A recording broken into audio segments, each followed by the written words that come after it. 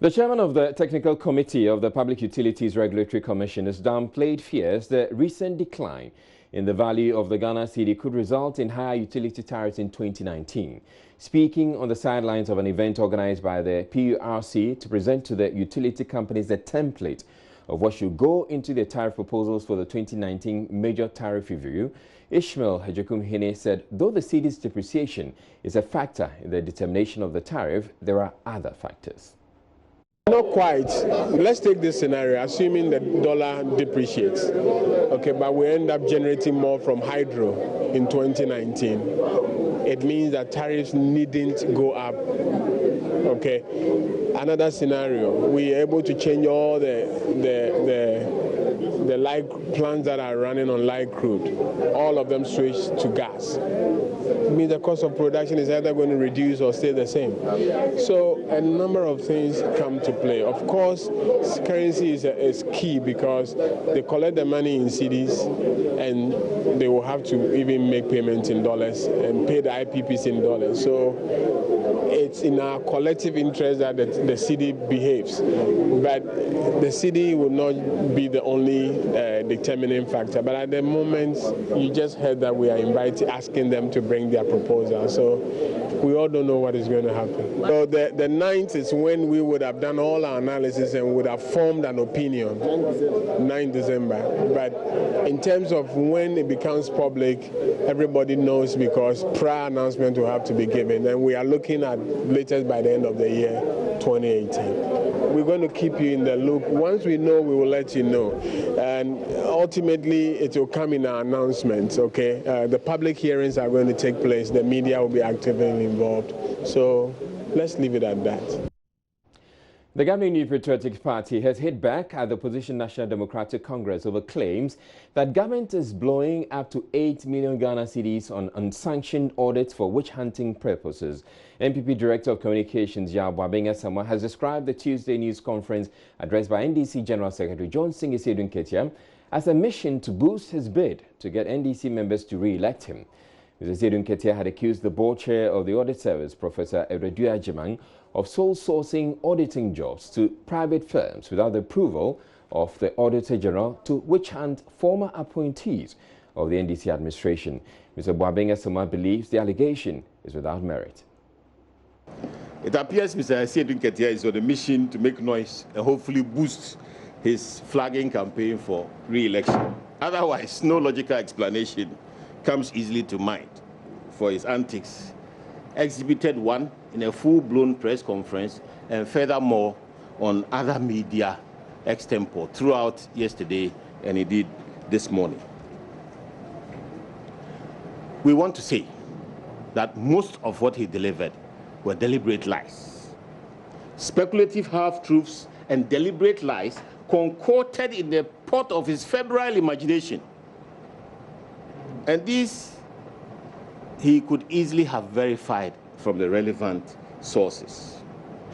One of the biggest lies told by the NDC General Secretary was that His Excellency, the Vice President, Dr. Mahmoud Bawumia, in visiting flood victims to distribute relief items, used a helicopter from the Ghana National Gas Company. Lie. Very big lie. On the contrary, the Vice President used a Ghana Air Force helicopter with identity mark GHF 696. That craft is totally different in model and make from the Z9EH helicopters that the Ghana National Gas Company is purported to have purchased, and the acquisition of which is part of the ongoing forensic audit process in that particular agency of government. But perhaps we suspect there's a real reason why the NDC is attempting to misinform the public. Is the NDC seeking to preempt the results of those ongoing forensic audits? Because in our political history, the resort to witch hunting, accusations of witch hunting, is supposed to stop any further actions to elicit public accountability. Short of seeking to circumvent and prevent the law from taking its course, it beats the imagination why the NDC is rushing to discredit investigations which are yet to feed into potential prosecutions. The MPP is meanwhile calling on the Auditor General to Attorney General to expedite action on pending cases of alleged corruption involving former government appointees. The government did not spend $6.8 million on the audits, as has been deliberately and falsely put out. The UNDP only provided technical assistance to the office coordinating the audits. This is in line with Section 3F of the IOCO Act, which allows IOCO to seek technical cooperation from international sources. The technical support from the UNDP is part of that is UNDP's anti-corruption support and governance project, and from our understanding, costs less than $100,000. The mention, we believe, of $6.8 million is a total red herring aimed at diverting attention from the substantive findings of the forensic audit and the genuine questions that persons found culpable may have to answer as part of the investigative processes of IOCO. And I want you to please note that the institutions involved are paying for the forensic audits. It would serve the public well if Mr. Sidi Nketia could be humble enough to apologize for bringing the UNDP and the government into disrepute on the basis of a wild, reckless guess, or at least reveal his source for that information. Otherwise, we again humbly plead with him to hold his horses, rein in the reckless and misguided pronouncements. Indeed, rumor-mongering cannot be a substitute for information and lies. Neither will it protect you from accountability. As a political organization interested in the future of this country, is calling on the government to expedite dockets that are ready and prosecute those dockets so that the public can see that the job of accountability is going on as the public expects. Right, we're taking a quick break here on Joy News Prime, but still ahead of the bulletin, Chairman of Group Indom appeals to customers of GN Bank to cease the panic withdrawals he says is taking a toll on the institution. We at GN Bank, I'll say over the past few weeks, we've seen more than 200 million Ghana cedis withdrawn. President Akufo-Addo meanwhile says a recent intervention by the central bank was necessary to save the deposits of over a million customers and prevent a banking crisis.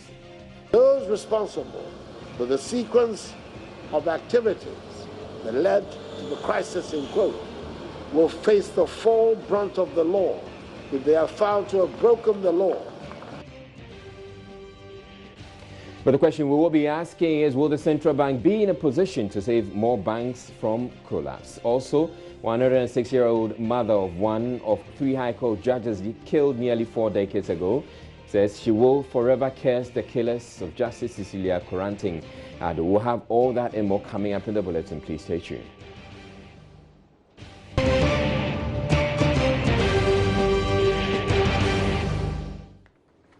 Now, GN Bank has had to pay out over 200 million cedis in the last few weeks to depositors in a wave of panic withdrawals to have hit a number of the country's indigenous banks.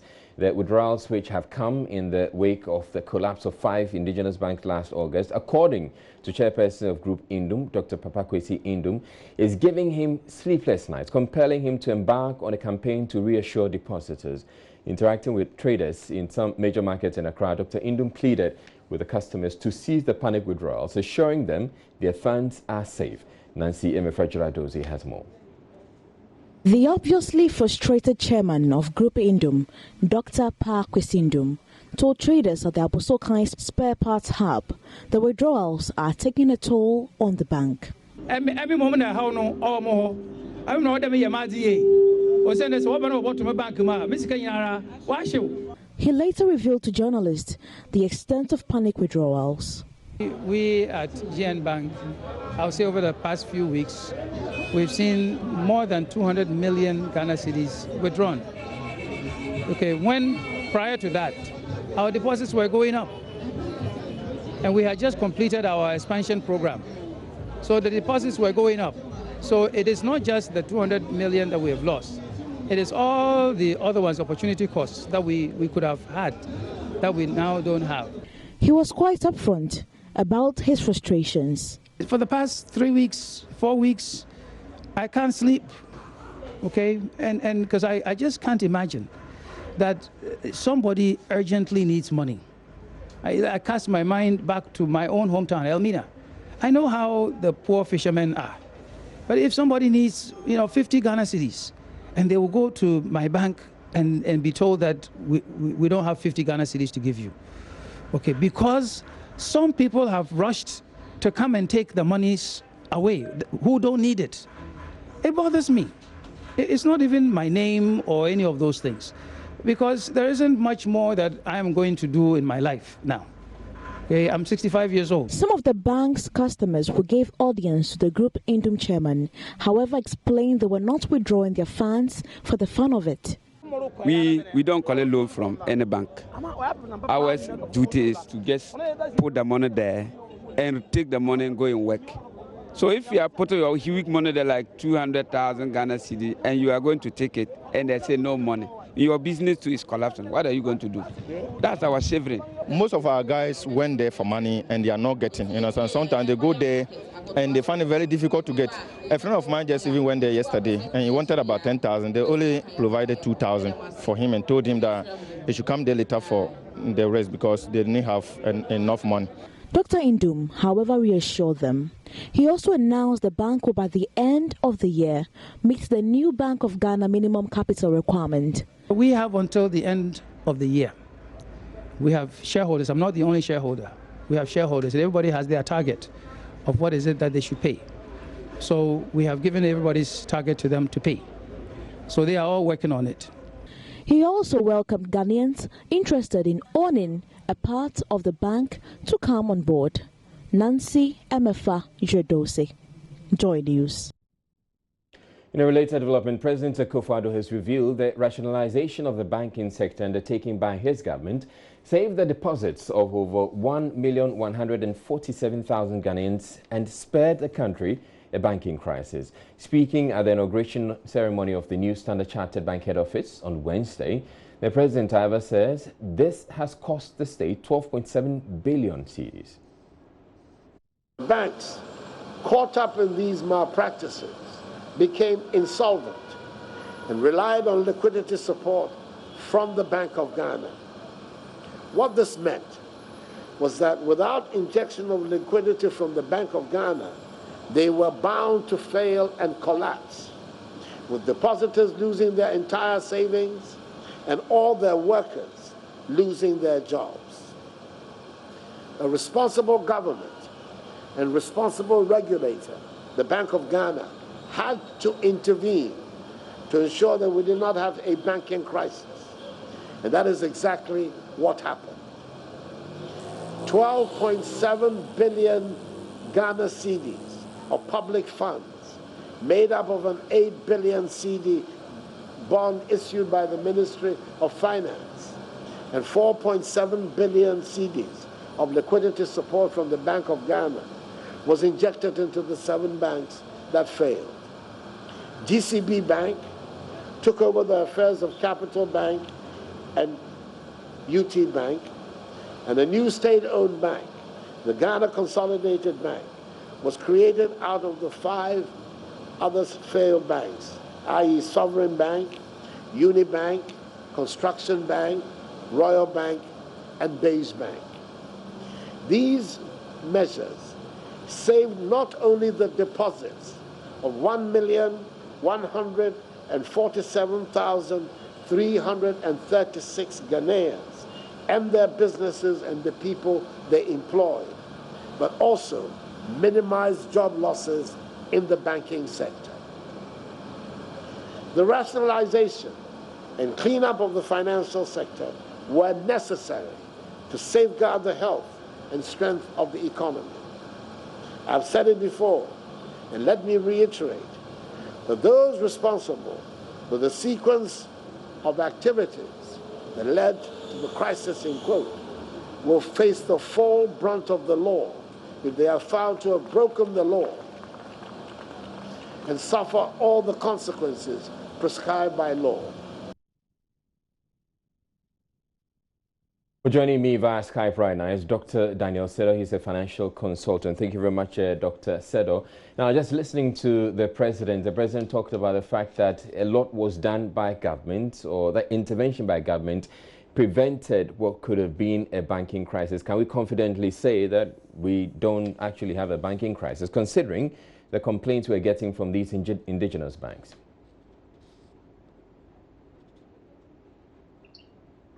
Good evening, if you can hear me. Certainly we have challenges, but the challenge is being managed. There's a lot of bravery being exhibited, but we must appreciate the fact that there's what we call the aftershock effect, and we would necessarily have to go through that. This is just the beginning of the aftershock. It will translate into so many other things, and we need to brace ourselves as we get through the effects.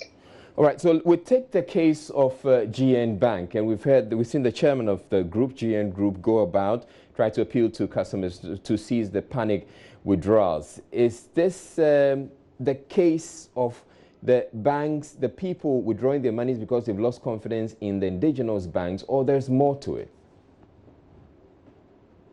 No, it's a symbol of flight to safety. Let's remember that this money belongs to these people, and so they must seek their interests. They trusted the banks, but they were disappointed.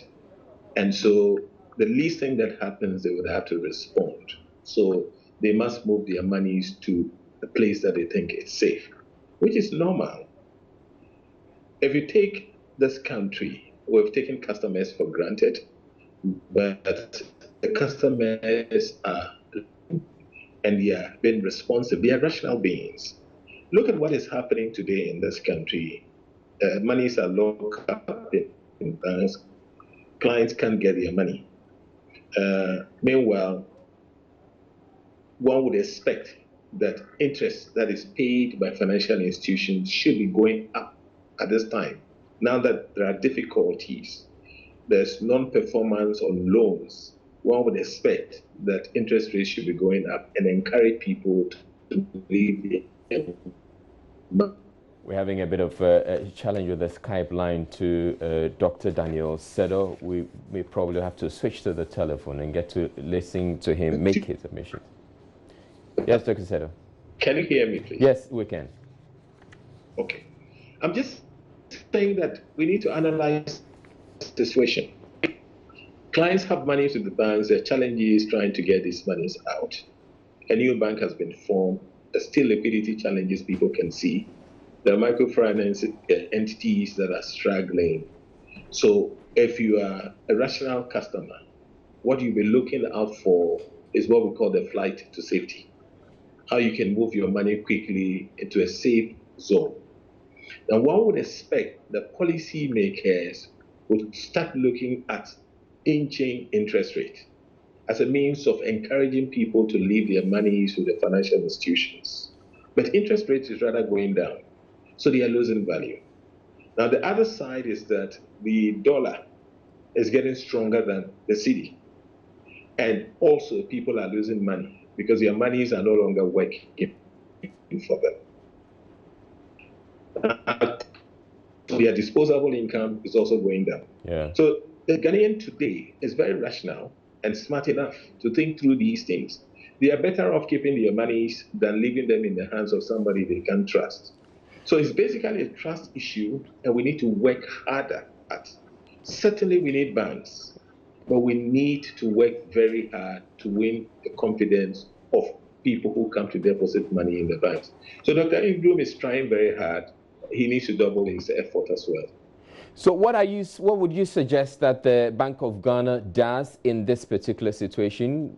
Would the Bank of Ghana intervene in the case of GM Bank and make them, make more money available, liquidity support? We would have to be careful. Bank of Ghana has done a lot, and has done a lot with the biggest one. Probably the biggest one is the Unibank. Where would Bank of Ghana be getting money to go and give liquidity support? In ordinary terms, it means we have to pay more tax. So if we are willing as a people to pay more tax for the liquidity to be generated, then fair enough. But other than that, We need to talk to ourselves. We need to encourage people who look after our collective assets to do better than what they have done previously. They need to come out and give us assurances and demonstrate that they mean their words. It's not like trying to say things that they don't mean. And we should also take out the politics. So if I have my money in your bank, you must show me evidence that, yes, we are solid.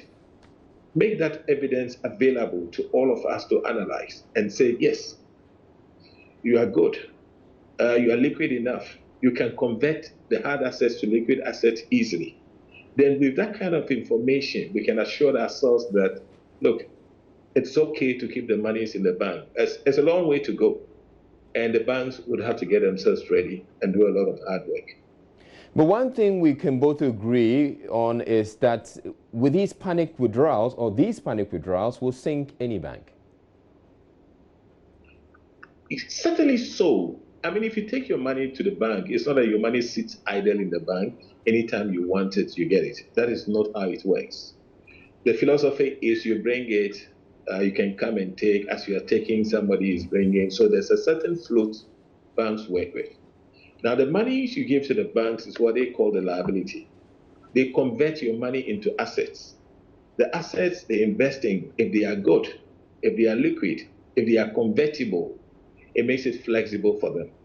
But if they put your money into a hard asset and you are looking for physical cash, it's very difficult to convert. So any bank that is not holding cash and there's a run on that bank will certainly fail. So it is not a good thing for us to see the mistrust for people to be behaving this way. That is why banks are always heavily regulated. And so the banks themselves must take regulation seriously to protect their business and to protect their customers. All right.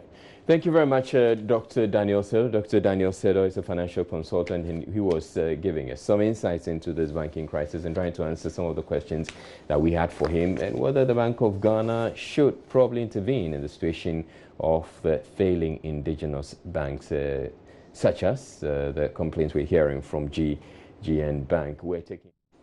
Minister for Lands and Natural Resources, Kweku Asoma-Treme, has warned staff of the Minerals Commission to desist from illegally issuing licenses to prospective miners. This, the minister said, is impeding the fight against the small-scale mining in the country. He also said the ban on small-scale mining will be lifted, hopefully, by the end of the year. The minister said even though the fight against illegal mining has not been fully achieved, the fight against illegal mining has not been fully won, the Interministerial Committee on Illegal Mining is doing its best to curb the minutes. Asoma-Treme made these comments during a familiarization visit to the Commission Wednesday. I'm very content with their presence. But before I came here, there were a series of allegations which I'm yet to see whether indeed they are true or otherwise. This allegation of they take money before the processes are made and all that. And it is based upon that I was so fortified by advising them that they take very good care of themselves and their job. We do this job in the interest of Ghana. So there is no need for us to do that. If anybody has that character or has that conduct in mind, the person will have to knit that in the bud. I've been at post for nearly 5 weeks, but such issues have not been brought to my table. But they are sheer allegations for now that I have heard of. The issue about the Inter-Ministerial Committee fighting illegal mining in this country, a lot of people say they are losing the fight against people mining illegally in this country. What do you say about that? Oh, they've not lost focus. They've not lost that fight at all. You see, we are human beings. The accounts will say that for every house they have Mensa. And recently my tour of the part of the central region and western region, before I moved from Goso to Bibiani, I saw people doing illegal mining by the roadside. That is why we have laws. So those who are in charge by doing the inspection, if such people are arrested, the law would deal with them. If nobody is to be arrested at all, then there wouldn't have been laws in the system, and we would have lived in a very chaotic manner. So the laws are there to assist the law enforcement agencies to execute their job as required. Now, the mother of one of the three justices abducted and murdered in 1982 has vowed she will never forgive the killers of her daughter. Justice Mrs. Krantingado and three others were shot and their bodies set ablaze by persons believed to be affiliated with the Provisional National Defense Council government at the time. Her comments come on the back of Tuesday's premiere of a Journey special assignment documentary which captures that episode described as a dark chapter in Ghana's history. 36 years after the killings, the 106-year-old mother of the late judge has vowed not to forgive her daughter's killers. Her 80-year-old son, Robert Kofi Gazy, has been speaking with my colleague, Ohimin Teria, from their Asing Insuta family house in the central region. So as a family, do you think that you were served with the justice, the kind of justice that you wanted after her death? Well, I mean, when they kill your sister or a family member like this, what justice do you expect? For me, justice belongs to, judgment belongs to God. So I've always asked my mother to forgive, but you know, she will not. So for me, I don't have anything against anybody. And the way it happened, I thought maybe he has sacrificed for, there were 250. So he has his sacrifice has saved 240 something people. So if he didn't die, other people might have been better. So if her death put fear for them to continue, so be it. So for your mom, she has never forgiven the killers? No. He will never, maybe, I don't know, but from my conversation with her, it's not something, no, he would even sometimes, when we try to ask her to do that, he gets annoyed. So she has not forgiven the killers of your sister? No, I don't think she has. What do you think will make her forgive your sister's killers? Well, if my father couldn't do it, I don't think anybody else could. Have you ever tried, persuading her to forgive the killers? Oh, well, as often as I can, I do it, but now maybe his ears have gone a bit deaf, so it's very difficult to have chats with him. Now, Minister of Agriculture, Dr. Akoto Owusu-Afriyie, has defended the Akufo-Addo administration's record on the sector, insisting it has invested more in the sector since independence. He's speaking at an international conference on food and nutrition at the University of Ghana. He said the agri sector is on a better footing today. Ifwa Evans-Chinri reports.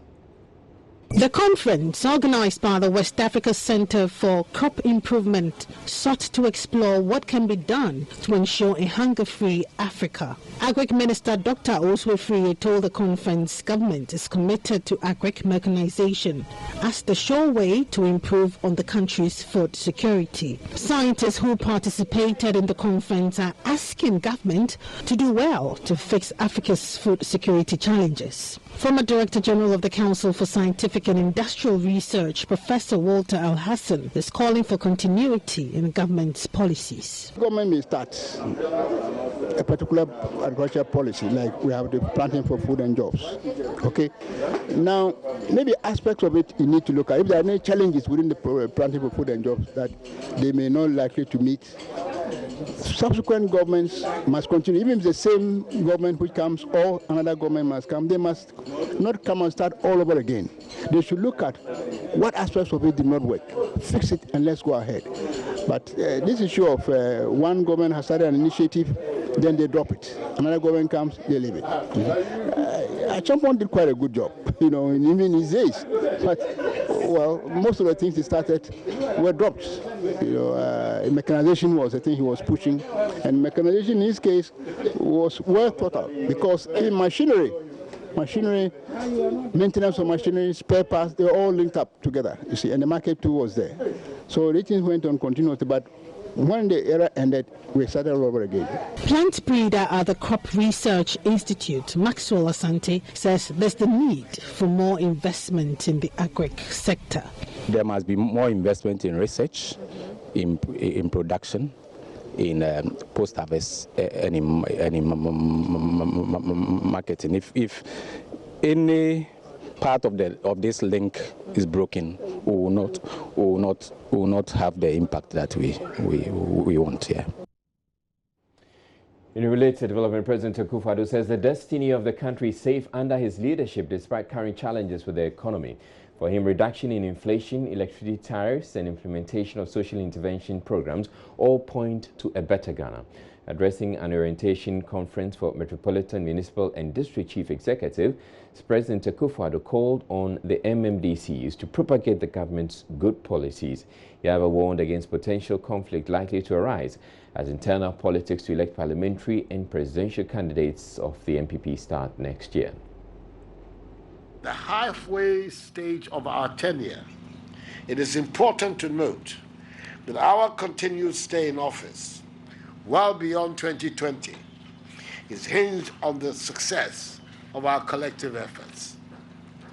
We have shown over the past 21 months that the destiny of Ghana is safe in our hands. We have proven by all accounts to be good managers of the Ghanaian economy, and we have made significant progress in all aspects of our nation's life.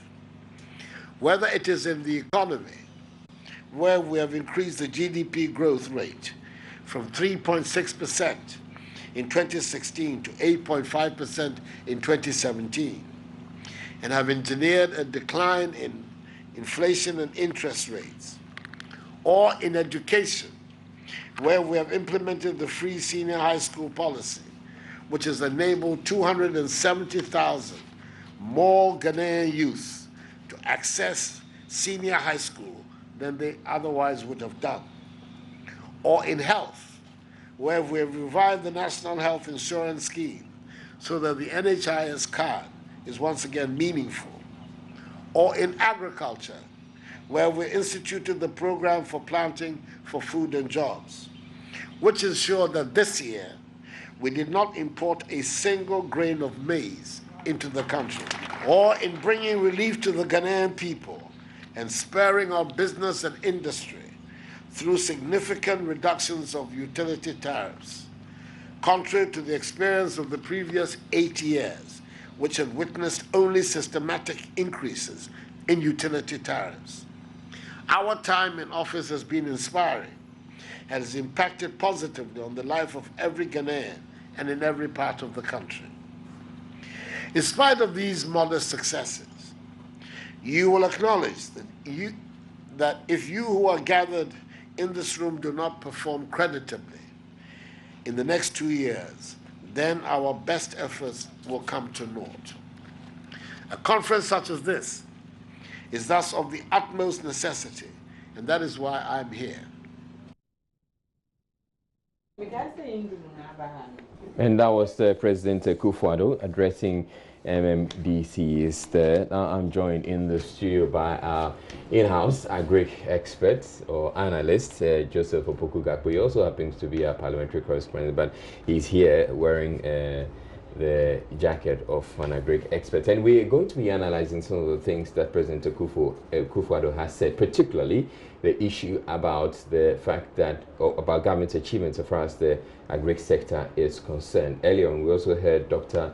Kutosu Efrie, who's the Minister of Agriculture, also say some things, talk about achievements, how the achievement of the Kufuor administration. Now, let's start with what the president had to say, and I want us to do some fact checking. Is it true that we haven't imported a single grain? That's maize in particular, yeah. you know, from what the president said. Yeah. No, that's actually inaccurate, that we haven't imported any maize into the country this year. It's virtually an annual thing. In 2015, for example, we imported like 113,000 tons.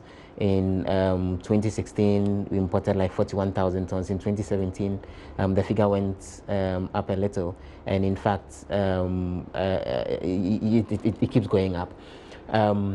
This year, you recall that in the middle of the year, there was a complaint that there was a shortage of maize in several parts of the country, although the government disputed that. And even one of the ministers took journalists to the Bono halfway area to go see that there was available maize. But we've checked, for example, with the Poultry Farmers Association of Ghana, and they confirmed that about 2 months ago, in the height of the concerns having to do with the shortage of maize, they requested for permit from the Agric Ministry to import 20,000 metric tons of maize into the country, mainly for poultry. And this is just members of the Poultry Farmers Association of Ghana. They requested, were they granted? Okay, so eventually they were granted that, but those who import for them had concerns that the price of maize on the world markets was high.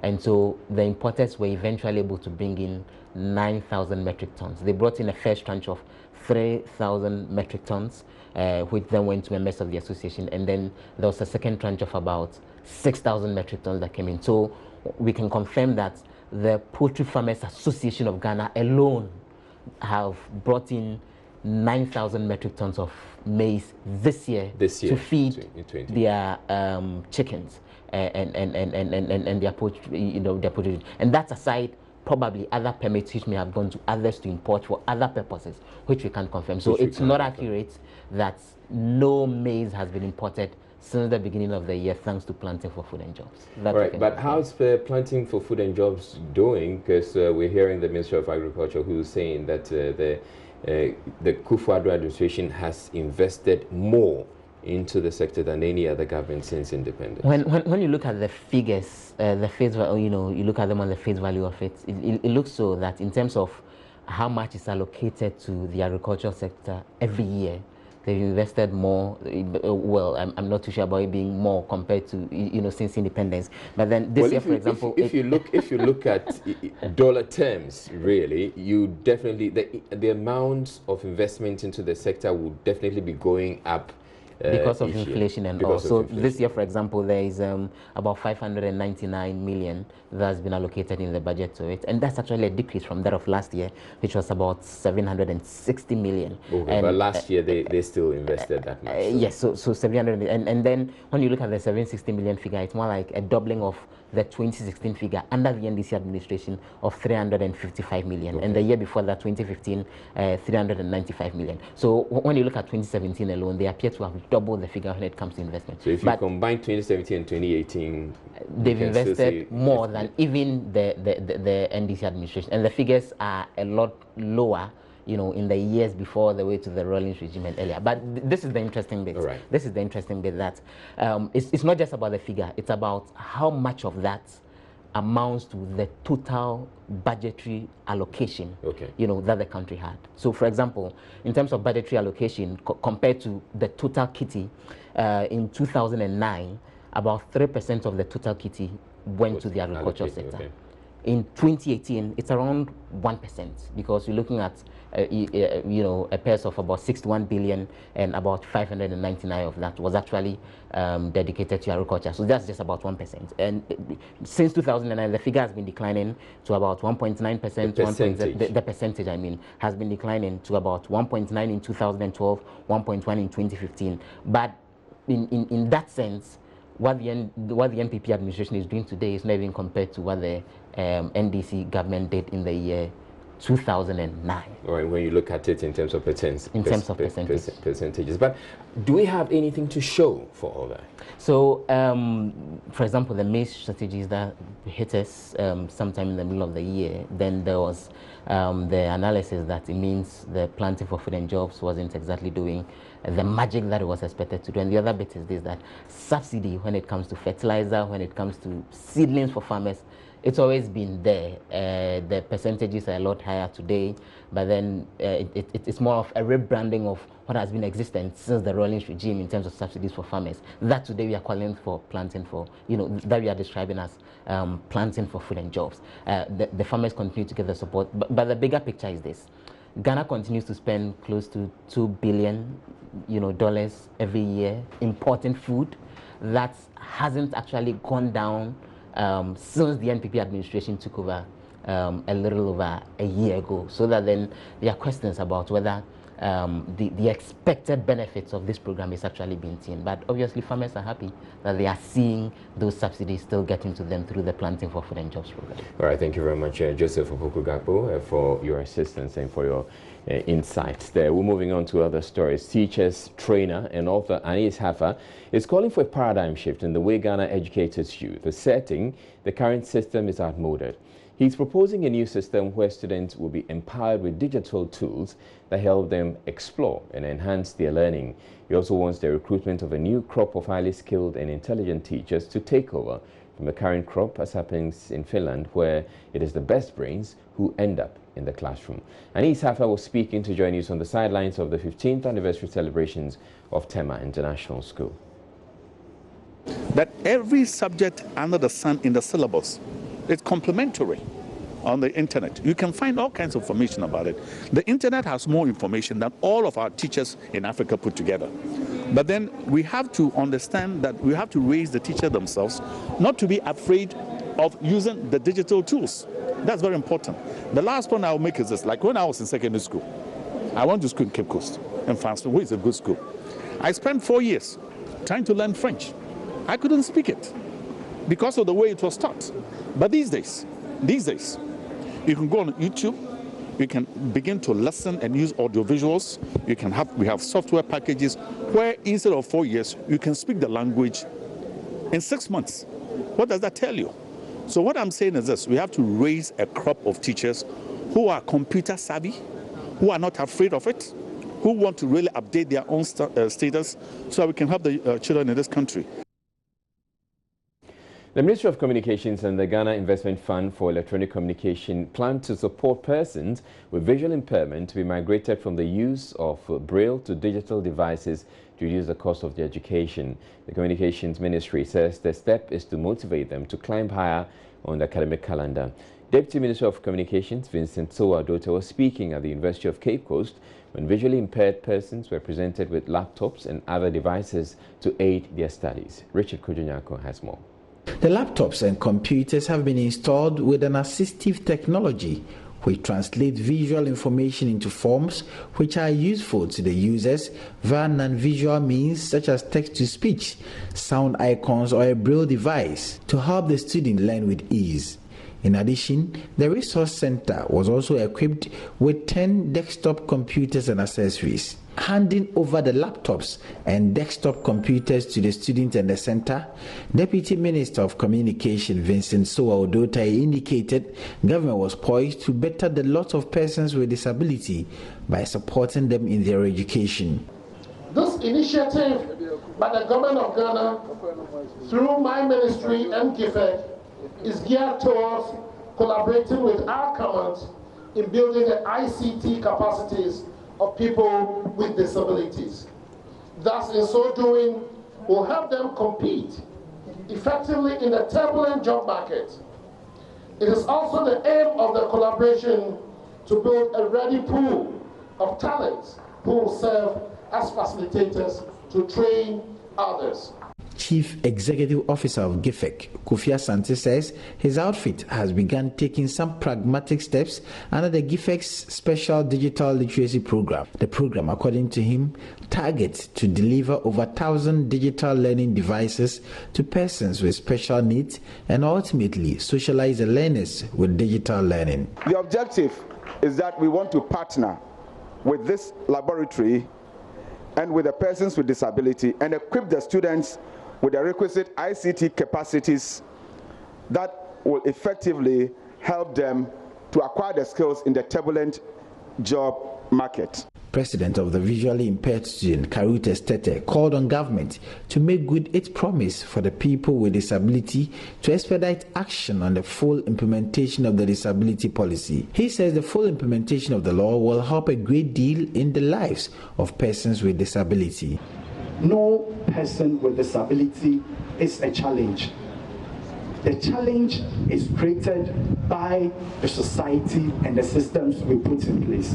Now, for instance, if we build a story building and we make provision only for staircase, we don't make provision for the lift or ramps, how do you expect the person with disability to access that story building? And the government, I know the president as a lawyer who believes in the rule of law and as a principle in rule of law is equality, one of them. We are pleading with the government to expedite the full implementation of the disability policy, which was enacted in 2006. And we are in 2018, how many years down the line? Richard Kwejenyako, Joy News, Cape Coast. Now, Prempeh College was stunned by Armed Forces Senior High Technical School in the last round contest of the Lavafem High School debate. The four-time National Math and Science quiz, as well as Northern Sector Inter-School Debate champions, succumbed to two dazzling females in a close contest. Lavafem's Kwesi Deborah has more in this report. The motion was, ban on galamsey must be lifted. The males spoke for, whilst the females were against it. Sitting here nicely dressed, your parents are financing education. That is very nice. But you think about those in the very remote areas like Tabosum, Kumpesi, you think about them. We should even be proud that these people wouldn't want to resort to the use of the gun as a means of earning income. But we want to indulge in galamsey. Why? Because with galamsey, all you do is to gather and sell and you make money. 3, galamsey helps in the provision of social amenities.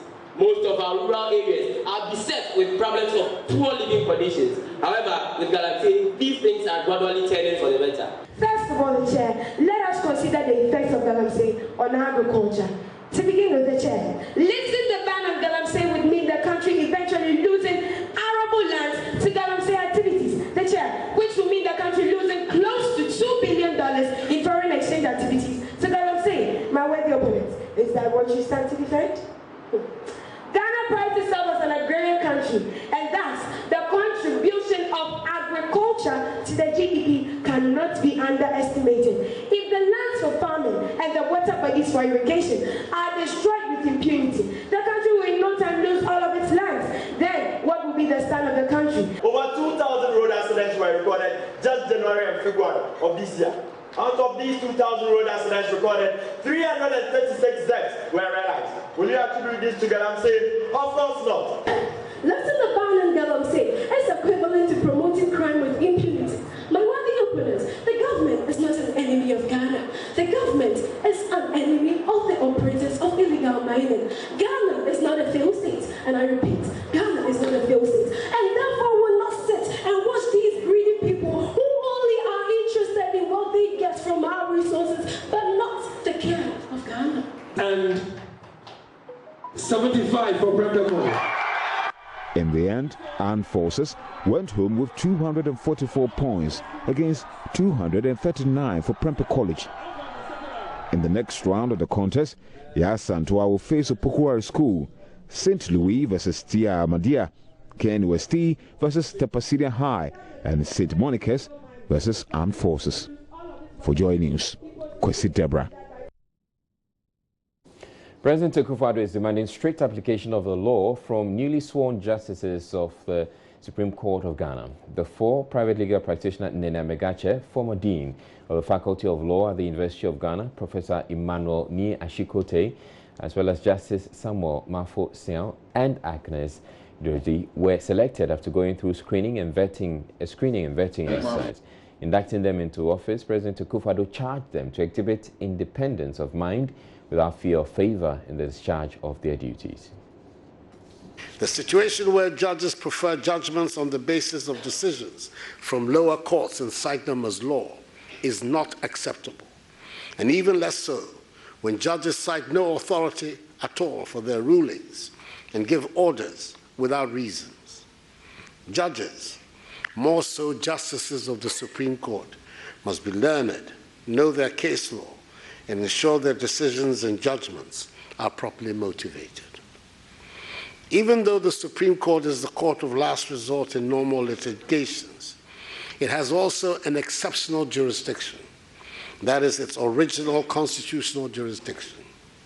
The Constitutional Court, which many countries have, is not part of our judicial structure, as the Supreme Court performs that function in the Ghanaian situation. I have continued this tradition as President of the Republic, and today, the immediate past president of the Ghana Bar Association, a distinguished practitioner, Nene Amagachi, and the former dean of the Faculty of Law, University of Ghana, Professor Emmanuel Niashite Ashikote, have been appointed from the bar directly onto the Supreme Court, together with two respected judges of the Court of Appeal. This blend of persons on the Supreme Court, in my view, will strengthen the development of our nation's constitutional and other jurisprudence. To our new Supreme Court judges, it is extremely important that you ensure the strict application of the laws of the land. In the words of the judicial oath which you've just taken, without fear or favor, affection or ill will, and therefore without recourse to the political, religious, or ethnic affiliations of any citizen of the land.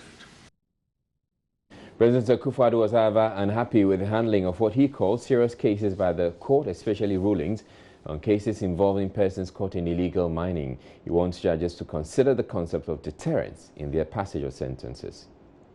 When anyone falls foul of the law, the society expects that the person will be dealt with accordingly, and the law enforcement agencies must ensure that this is done. This is the true meaning of the concept of equality before the law. The judiciary plays a central role in law enforcement. Much as I must be the first to recognize the dictates of due process and the protection of human rights, for me, and I believe for many, it continues to be a source of worry that persons, for instance, caught in the act of destroying our environment and polluting our water bodies, the very inheritance of our future generations, because of the phenomenon of illegal mining, popularly referred to as galamsey, get away with lenient sentences. The media landscape is replete with accounts of persons who steal goats, for example, receiving sentences of not less than 2 years in prison. Yes, the sentences are meted out in accordance with the Criminal Offences Act, but I believe invariably there's discretion for the judge within a certain band. I suggest that in certain cases, the discretion must be exercised for the upper end of the band, i.e. for the maximum. An aspiring national chairman of the National Democratic Congress, Dan Abodakpi, has promised to restore the opposition party to its core values and implement policies aimed at restructuring and uniting it if given the nod. He is also promising to reconnect the party to the working class and address issues that arose prior to the 2016 general elections. Mr. Abodakpi made this known during an interaction with the media in Ho to kickstart a 4-day campaign tour of the Volta region. Fred Kwame Asare has more. The former ambassador to Malaysia, Dan Abodakpi, said he would use participatory measures to ensure the party is owned at the branch levels and also give the grassroots full authority over the party. The country was going downhill. And when I was there as even High Commissioner, you could see the anger in the people. I, among other compatriots, worked tirelessly to prosecute a revolution that rescued this country from a state of backwardness to a point where our leader, together with us, thought that we should go into political dispensation. We formed a party, nurtured this party. As part of that commitment, I even went and contested for MPC to give a genuine, sense of our determination to move into a political dispensation. Mr. Agbedapi also outlined plans for coordinated activities towards victory in 2020. If I'm going to start campaigning for this very important position, I thought it is very necessary to begin from my home. He said that when you want to remove debt, you start from your home, from your room. That's what our traditions and values taught us. His 4-day tour of the Volta region is aimed at sharing his vision for the party with delegates and rallying them to elect him for the national chairman position. Fred Kwame Asari's report for journalists. Well, the balloonist piloting the hot air balloon, which has been flying over parts of the Greater Accra region in the last few days, says it could cost about 1,500 cedis to fly a passenger. That's relatively cheap, considering it costs twice as much to fly people in countries such as South Africa. So could Ghana take advantage of the lower price offering to attract more balloon enthusiasts into the country? Well, the two media personalities who flew the cowbell balloon on Wednesday, Sami Forsing and YFM's Brown Berry, believe it's a low-hanging fruit that Ghana could take advantage of and pluck. As usual, Joy News' Komladong went along for Joy News. Day 3 of the Cowbell in the Sky project is just about taking off, and today we have Sami Berry. Sami Berry, it is a combination of our own Sami Forsing and YFM's Brown Berry. The good part is I love heights. Okay, that's the more exciting part for me. Right. Would this be your first time doing the balloon in this? That's why I'm very excited, because I love new things, like conquer new grounds. In better words, this one conquer new skies. Whatever the experience is going to be, as of now, I'm looking forward to it. I'm expectant. I want to add this to my bucket list. Like, I've been in a hot air balloon. That's what I'm looking forward to. All right. Shall I go pop, bro? We're looking forward to this. It be Sami with the fear. Talk to him. Sami, I hear say you the fear. Come. Barry the talk say today be you the fear for the team inside. Oh no. Me and the pilot go way back, Yeah. Go way back where? Go way back to the hot balloon country, Yeah, so we're gonna do this. We are here to redeem funny face. Yeah, it's gonna be nice. As you can see, my co-pilot is blowing the air into the balloon.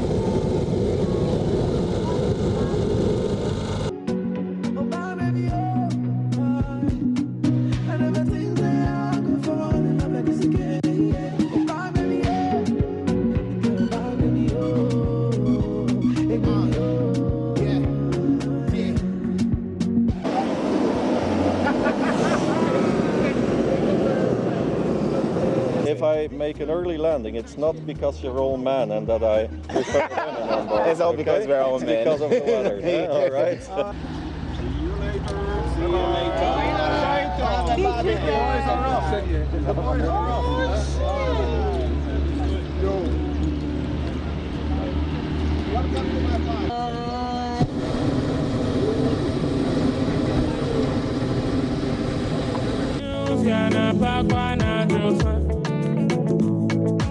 After our jungle adventure, the ground team, chasing these two personalities who were flying up above their shy Afinia planes, we finally catch up with them.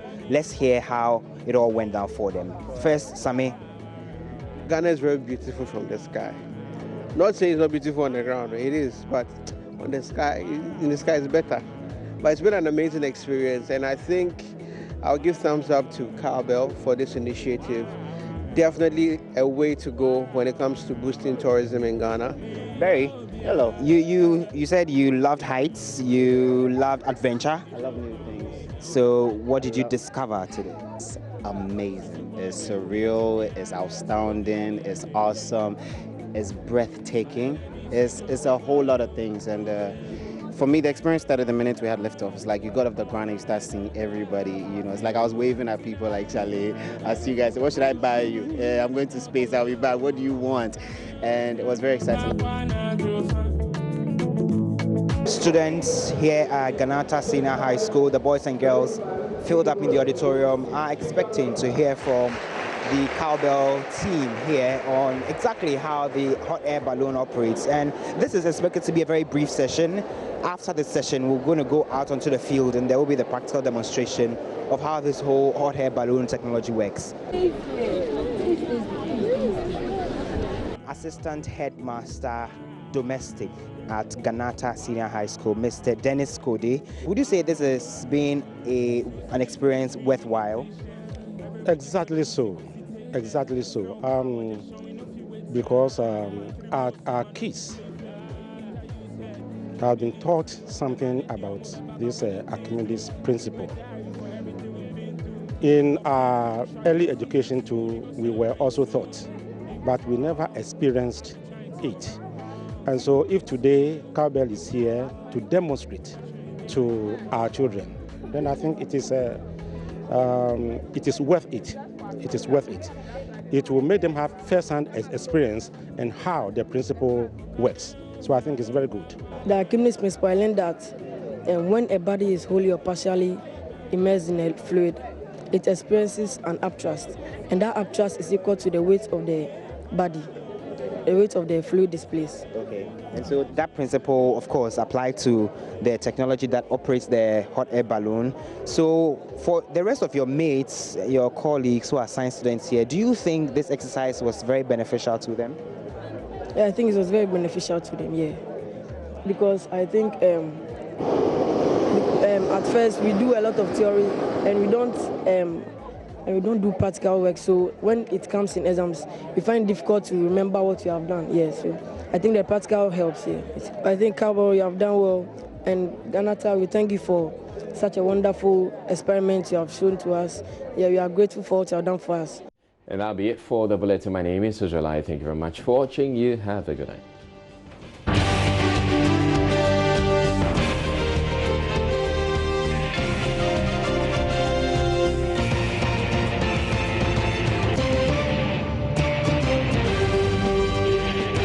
This is Joy News Prime.